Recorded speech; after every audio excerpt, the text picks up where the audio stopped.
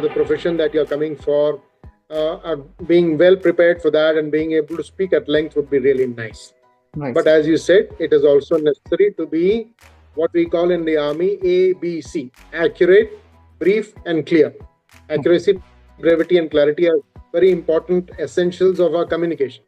Right. So you need to know what to say, how much to say, and how to present it. I really want to know that how an interviewing officer identify a lie, because in candidates world they believe that whatever you answer, be confident, whether you are right or wrong. In their heart, they know, sir, they are wrong, but ultimately they want to portray that they are very confident regarding the answer they are giving. So how do you identify a lie when a candidate is presenting a lie? See, when the candidate is aware that he is speaking a deliberate lie, Mm-hmm. the body responds in different fashions. Okay. The person becomes uncomfortable in his seat, Mm-hmm. his facial expressions change, Mm-hmm. his speech starts trembling, his Mm-hmm. eyes sometimes are a dead giveaway. Then he Mm-hmm. starts twiddling with his fingers and doing all kinds of things. Nervousness sets in. The interviewing officer also needs to be very careful Okay. in the kind of questions that you ask the candidate. Mm-hmm. There was one interview which I was witnessing actually, Mm-hmm. where the interviewing officer wanted to ask him what would be the volume of the interviewing office, Mm-hmm. of the room in which the interviewing office was situated. Right. So that was the intention, but he asked him, how much water can you fill up inside this room? Mm-hmm. Now, this candidate was from one of the villages in Rajasthan, Mm-hmm. looked around, up and down. He says, I don't think you can fill any water in this room because the moment you fill water, it will flow out from under the door. So, he was right in the way he responded. He is probably thinking that is a trick question.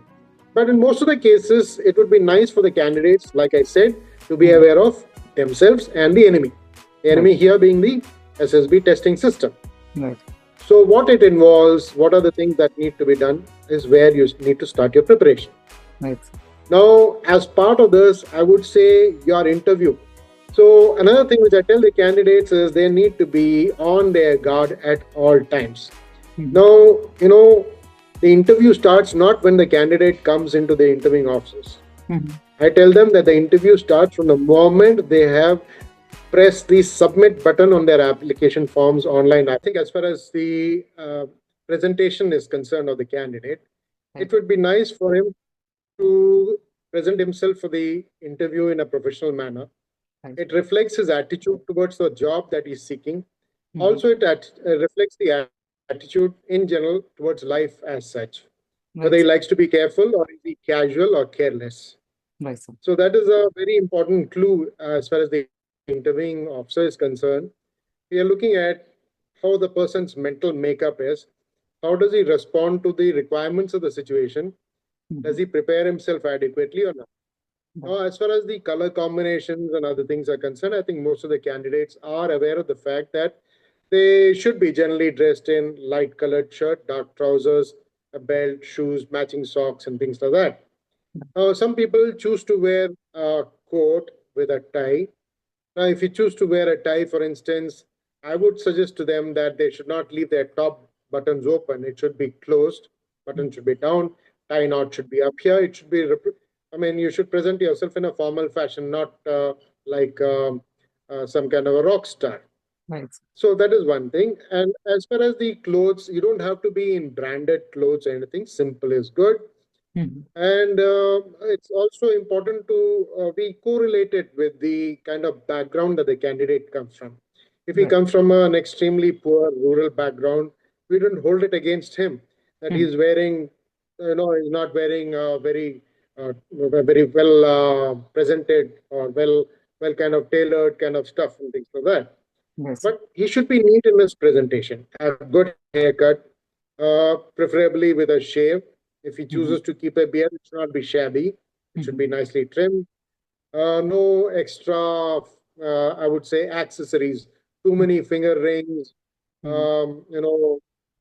kind of ostentatious kind of rings and watches and things like that, which are best avoided in an interview. They tend to create a kind of a diversion, and the interviewing officer will start up asking questions on those kind of issues, and the candidate would be extremely embarrassed at times. Right, sir. So these are some of the things as far as the dress is concerned.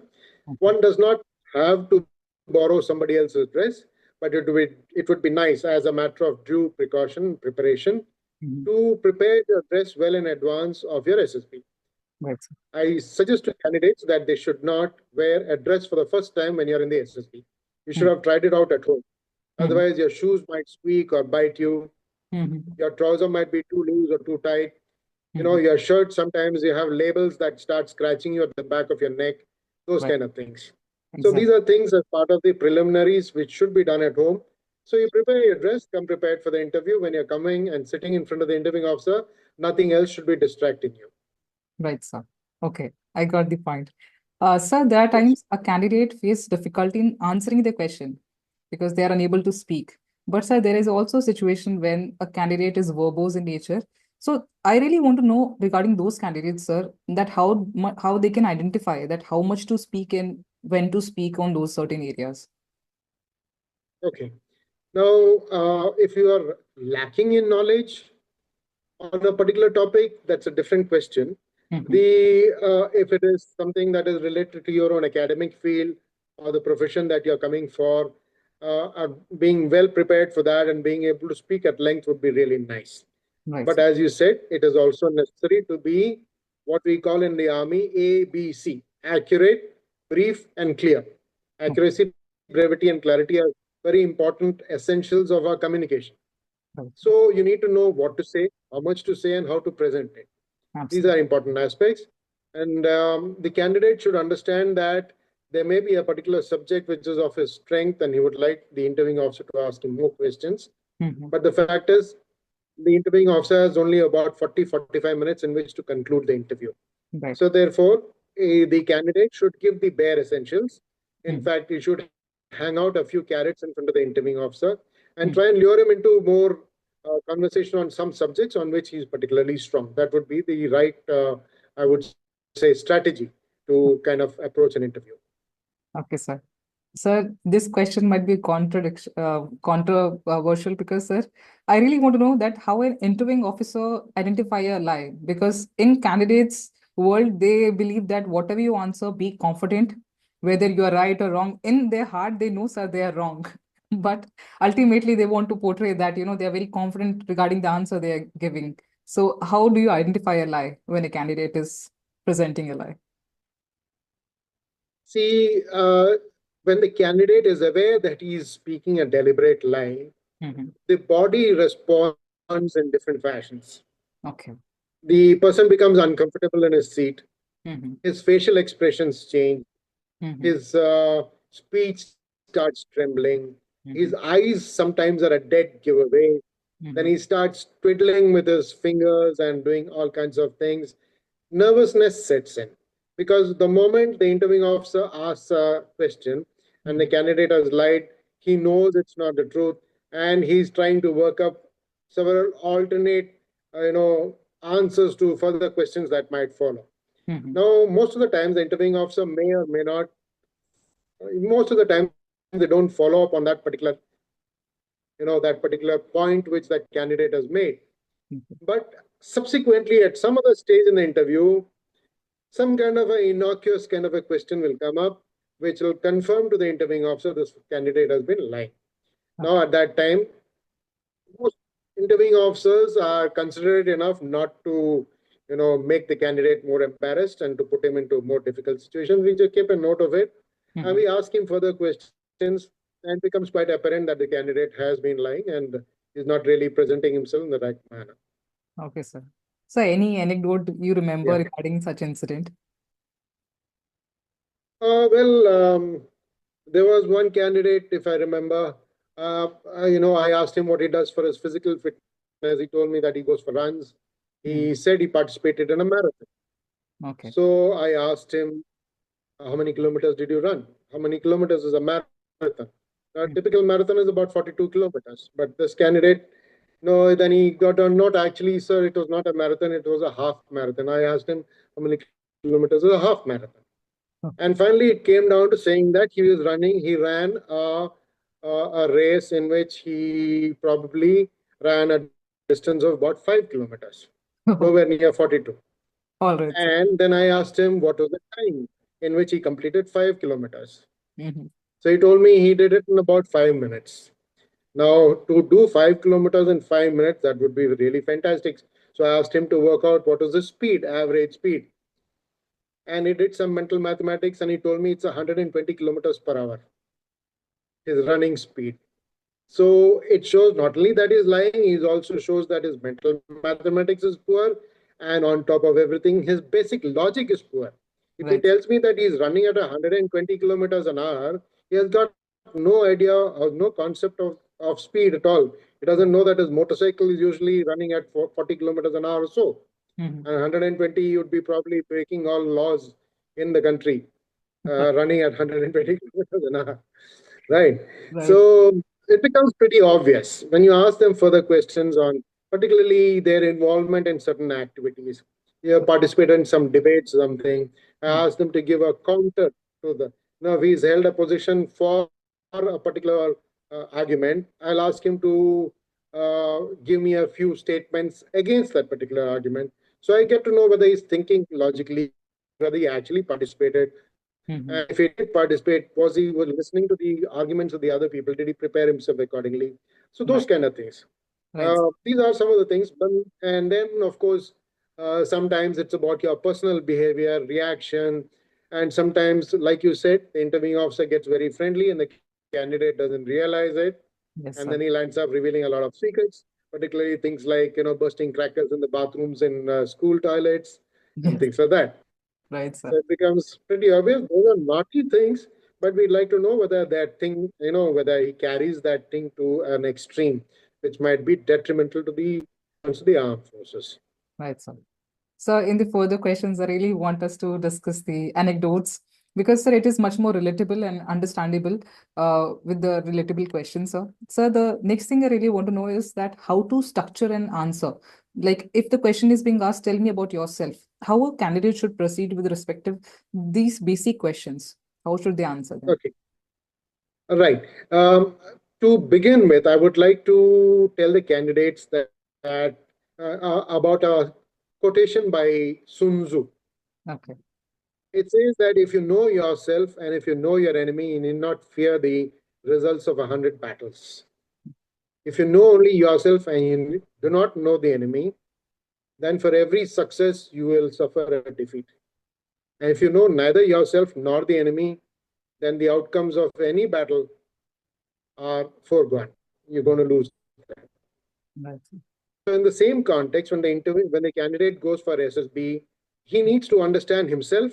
He needs to prepare himself. He needs to acquire more knowledge about himself. He also needs to acquire knowledge about the enemy. In this particular case, the enemy is the interviewing officer, the testing system. Right. So he needs to go adequately prepared for that. Right. Now he should understand that as part of this preparation, I think most of the candidates who are wanting to join the armed forces, who are preparing themselves for the SSB, are aware of the concepts of the officer-like qualities. Right. Now, the officer-like qualities are the parameters against which the candidates are judged in the interviews and also in the GTO's techniques as well as the psychological technique.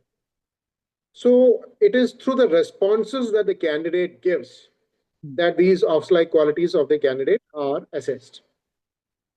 So therefore, as part of the preparation, the candidate should understand that these are the officer-like qualities I'm being tested for, Mm. and these are the kind of activities or achievements and their day-to-day way of life and things like that they should be able to present so that the interviewing officer gets a good idea about the 15 OLQs which they are looking at. Your courage, determination, stamina, whether it's your organizational abilities, power of expression, things like that. Now, when we ask a question, the candidate, we are also looking at the candidate, for instance, say something about yourself, is an opportunity for the candidate to organize his thoughts and to present it to us in a reasonable amount of time. Again, at the back of the mind, the candidate should realize that he's got only the interview is only 40-45 minutes. So if he holds on for the next 25-30 minutes about himself, that Mm. would be quite an exercise in futility. Obviously, the interviewing officer has got other things to ask him. Mhm. So the best thing would be to limit himself to maybe 2 or 3 minutes. Mhm. And if he were to ask me how to prepare himself for giving an introduction, the PIQ would be the best, Okay. the source of information. The personal information questionnaire that you fill up before you go for your interview would give a fair idea about the kind of things that a candidate should basically talk about himself. Where Mhm. does he come from? Who are his parents? What is his schooling like? What are his academic backgrounds? What are his interests and hobbies? What sports and games he plays? What are his aspirations for the future? In Right. short, that is how he should be able to put it across. Mhm. Right, sir. Okay. Sir, you have assessed so many candidates and you're still assessing candidates in AFPA. So there's always a kind of question that always pop in my head that, sir, the kind of candidates perform differently in SSB. So which is more dangerous, being overconfident and being underconfident? See, for a person who is underconfident, there is always the possibility of him improving himself. Okay. It is the overconfident person who lands up getting himself into trouble and his colleagues also into trouble. So I would say, but if I were to compare one with the other, I would say overconfidence causes more damage than underconfidence. All right, sir. We also understand the kind of backgrounds that the candidates come from. It is Mhm. evident in their PIQs and it's also evident in our conversation with the candidates. They may Mhm. not have had much access to a wider array of people to communicate with, to interact with, and things like that. So that might be a reason for underconfidence. They may have gone to schools and colleges in which there has been no group discussions, debates, or a public participation and things like that. We understand that. Right. So those are the people, once we give them the exposure, I'm sure that these people, provided they show the kind of urge, that's an important aspect, to be able to do well. From the backgrounds that they come in, we assess them to see whether with the kind of limited resources that they had, whether Mhm. they made use of that, and what are the kind of initiative they have taken to go beyond the immediate needs. Your Right. school may not have a playground, Mhm. but what have you done about it? Have you gone to a nearby society? In your own society, you may be having badminton, football, basketball, things like that. A lot of people play cricket. A lot of people go out to some stadiums and they join clubs and other things like that. So, Right. what initiatives have been taken? Some people come and they say that they come from very abject backgrounds. They have very poor families, etc., etc. Right. The family income and all, which they reflect in the PIQ, is quite low. But it Mhm. becomes pretty apparent that the fellow is not speaking the truth when you ask him what kind of a mobile phone he's got. He's got Right. the latest mobile phone which costs 25, 30, or 40 or more thousand rupees. Right. So we know that this candidate is actually, like I said, we cross relate some of these responses to previous questions that have been asked, and we know whether his fellow has been lying or not, and whether Mhm. he's actually using his initiative or he's just happy with the kind of status quo environment that he is in. So we're looking for people who have got what I would call fire in their bellies. Right, sir. They want to go out and achieve things. They want to go and do things. There are candidates who come from very, very, normal backgrounds, but they seize opportunities. They look for opportunities and seize them. Okay. They join NCC, which gives them lots of opportunities. Right. They go for rock climbing, they go for aviation training, they go for amateur radio stuff, and the kind of stuff that they build up on is amazing. Similarly, Right. for their organizational skills, all those things, the kind of activities that they participate in Mhm. are all things that indicate to the interviewing officer that this candidate, Mhm. irrespective of the kind of background that he came from, what his present level is, Right. he is in a position to seize the moment. He Mhm. will capitalize on the training that is going to be given to him, and he has got the urge to do something well for himself. He's not just satisfied with being recommended, but once he Mhm. joins the army, he's going to be contributing in a meaningful way. That is what we're looking for. All right, sir. So oversharing is one of the most difficult thing a candidate is facing because we start treating interviewing officer as a friend.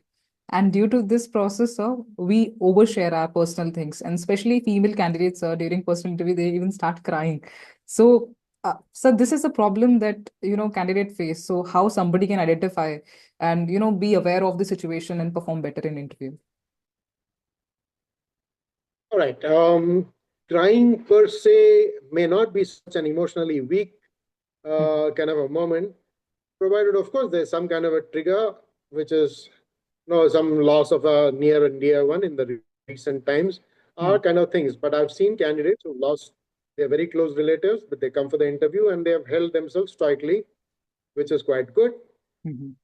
And at the same time, if a person has lost somebody and several years back and they suddenly become emotional about it, uh, well, it does to an extent affect the candidates. I would say chances, even so strongly as to say on his chances, because we would like candidates to be emotionally strong, because the work that you're looking at, you're going to join the armed forces, you're going to be in tough situations, you're going to be in battlefield conditions, and battlefield condition is nothing like what you see in the movies, nothing romantic about it.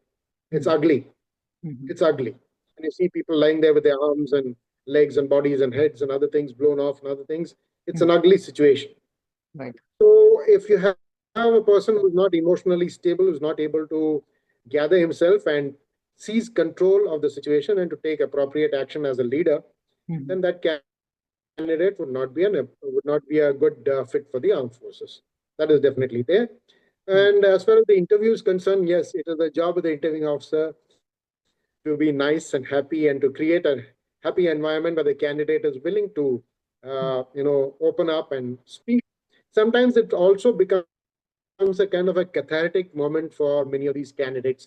They're holding back several things in their minds, bad experiences or extremely joyful experiences, or sometimes they feel they have been discriminated against, and those kind of things that happen within the families. One of the girls who told me that, who came to for an interview, was a radio jockey with one of the radio stations. Very vivacious kind of a person on the outward part of it. But what emerged was that that is a kind of a reaction that was coming up because her parents, because she was born a girl, were wanting to snuff her out in the early stages of her life. Now, these kind of things do come up. That kind of a response, that kind of an answer, those kind of details will come out only in case the interviewing officer is able to create that degree of confidence and that kind of I would say comfort zone between himself and the candidate. Right. Only then you'll get to know that. So it's okay to be known, and it would be a nice thing for the candidates to be clear and about whatever their experiences are. Right. For the reason that if you're not fit for the armed forces, you may want very much to be in the armed forces, but if you're not mentally fit, if you're not emotionally strong, then the armed force would be a bad place for you, and you would be a detriment for yourself and for your colleagues around you. Right. So. And getting yourself sorted out in the battle is one thing, but it would be criminal to have the other people around you, people who on whom people who are whom you are responsible for. If you get them into trouble because of your incompetency or your mental makeup and things like that, that would be unpardonable. So that is the way candidate, I would say, they need to be forthright. Right. And let the interviewing officer assess whether they are good enough or whether they lack emotional stability, and let it go forward. That's how I would say. Of course, the candidates will try and present the best of themselves, and it's the job of the interviewing officer to seek these kind of answers and make sure that he takes a decision which is in the best interest of the organization. Right, sir. Absolutely right, sir. Sir, you have assessed 3,000 candidates and more than that, sir. And you have assessed all different kind of people of different zoner. So do you remember any candidate with whom you have a very special memory and you still cherish that candidate?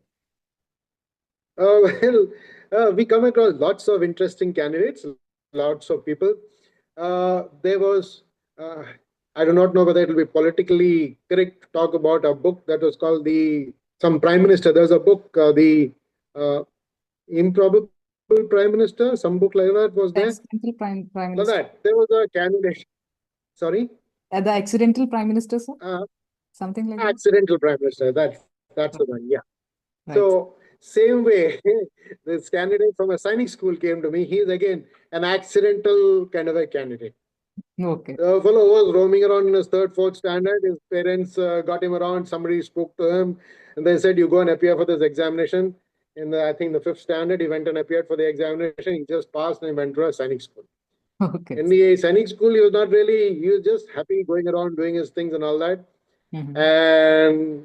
And then he was part of some, he joined some karate club or something like that. And when he was in his 11th or 12th standard, some girls came, joined the Sainik school. Mm-hmm. And one of the girls went with him for one of these competitions, Okay. and their love kind of erupted between the two. Mm-hmm. So when I asked him for the details, he said the girl's father is from the armed forces and he belongs to a different state. Mm-hmm. So I said, how will you overcome this problem? He says, that is why I'm joining the NDA. If I become an officer, her father has got no issues. I am sure I'll be able to convince him. So, like an incidental prime minister, this fellow might become an incidental officer also.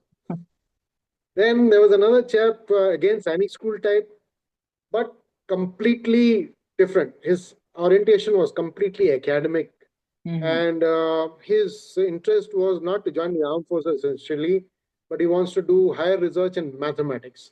Now, I still get cold sweat thinking about my mathematics question paper in the NDA. Mm-hmm. This is one fellow who likes to live a life of mathematics. Very nice. He was able to talk about so many interesting things. So Mm-hmm. these are the kind of things that you deal with, and these are the kind of, it's a learning experience for us also. Every new candidate is some fresh input for us. Right, sir. All right, sir. There's another candidate. The interviewing officer also needs to be very careful Okay. in the kind of questions that you ask the candidate. Mm-hmm. There was one interview which I was witnessing actually, Mm-hmm. where the interviewing officer wanted to ask him what would be the volume of the interviewing office, Mm-hmm. of the room in which the interviewing office was situated. Right. So that was the intention, but he asked him, how much water can you fill up inside this room? Mm-hmm. Now, this candidate was from one of the villages in Rajasthan, Mm-hmm. looked around, up and down. He says, I don't think you can fill any water in this room because the moment you fill water, it will flow out from under the door.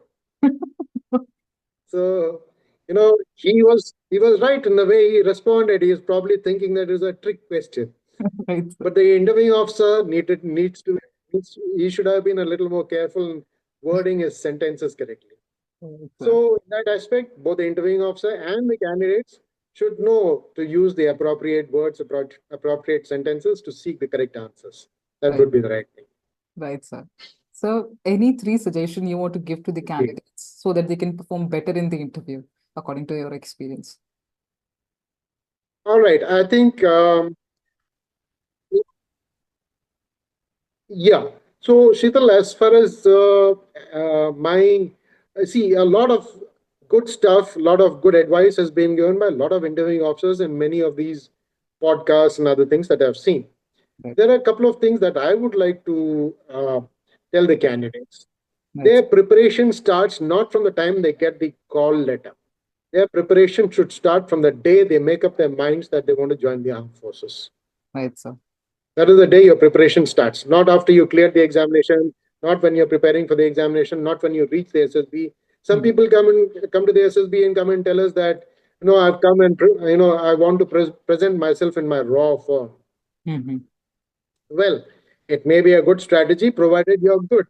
Mm-hmm. If you have some kind of a internal, you've been able to introspect, you've been able to carry out a good self-assessment and determine that you have what it takes to join the armed forces.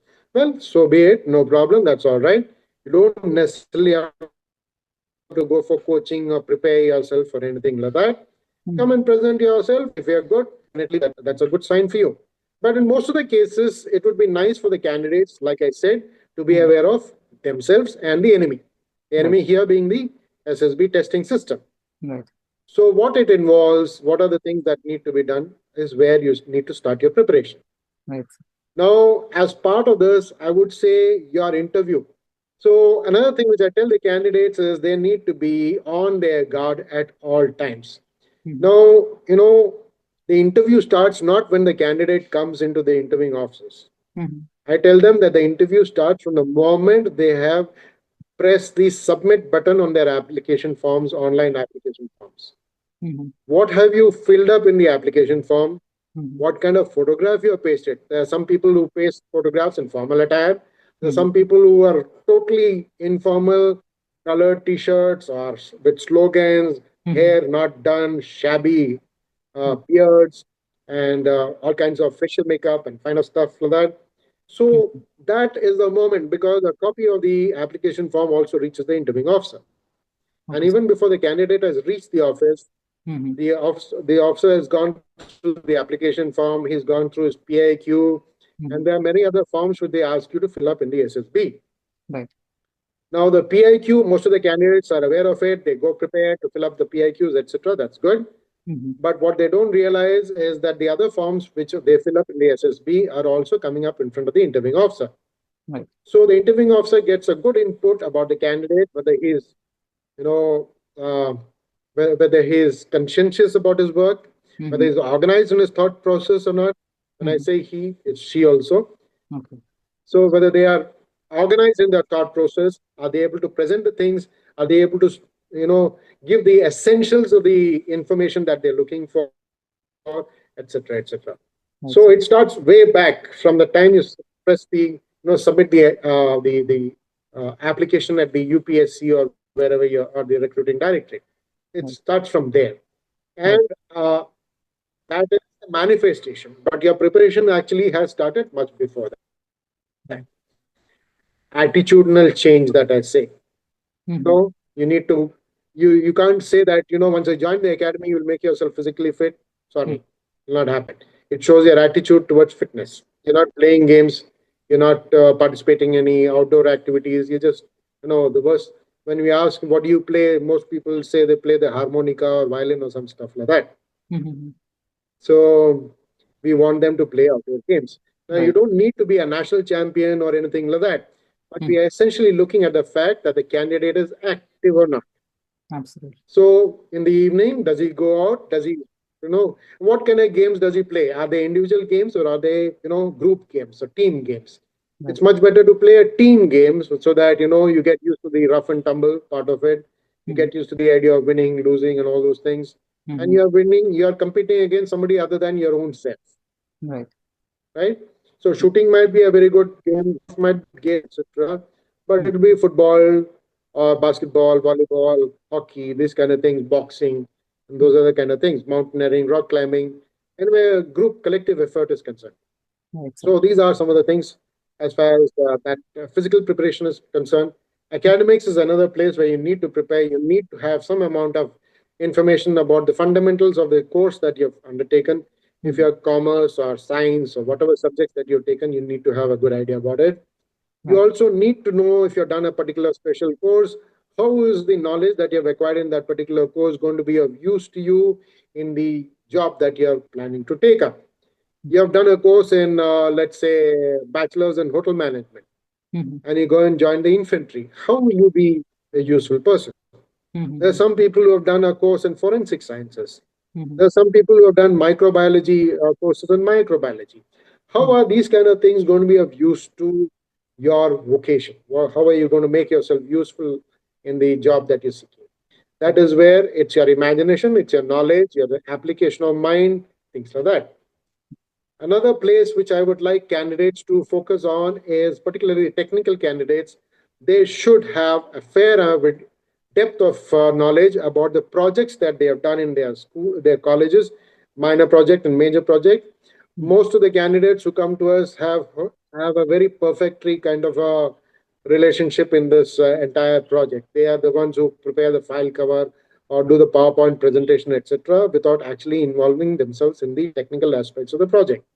So if you're coming for a technical entry, if you got no idea about what are the components, if you're in a car, you have no idea what is when you're talking about 350cc or 500cc or 1800cc, Mhm. what does this 1800, what does it represent? You have no idea. Mechanical, student, you've done automobile engineering, those Mhm. kind of concepts are not known to you. So those are things which are not going to be very, helpful for the candidate. So the more preparation you make Mhm. in your academic stuff. Mhm. Also, we are also keen to know about your campus interviews. How Mhm. many have you attended? What is the placement? What kind of interviews did you face? What was Mhm. the outcome? What packages have you been offered? Those Mhm. are some of the things that we need to talk about. If Right. you're currently in a job, we'd also like to hear about your job experience. Right, sir. What kind of, how were you selected? How many people were there? How many rounds of interviews were there? What does your job involve? Mm-hmm. What is your contribution? You've been with the company for 6 months, 1 year, 2 years, 3 years, whatever. What contributions have you made? Mm-hmm. What recognitions, awards, achievements have you had? Mm-hmm. So these are some of the things that the candidate should go prepared for to talk about all these things.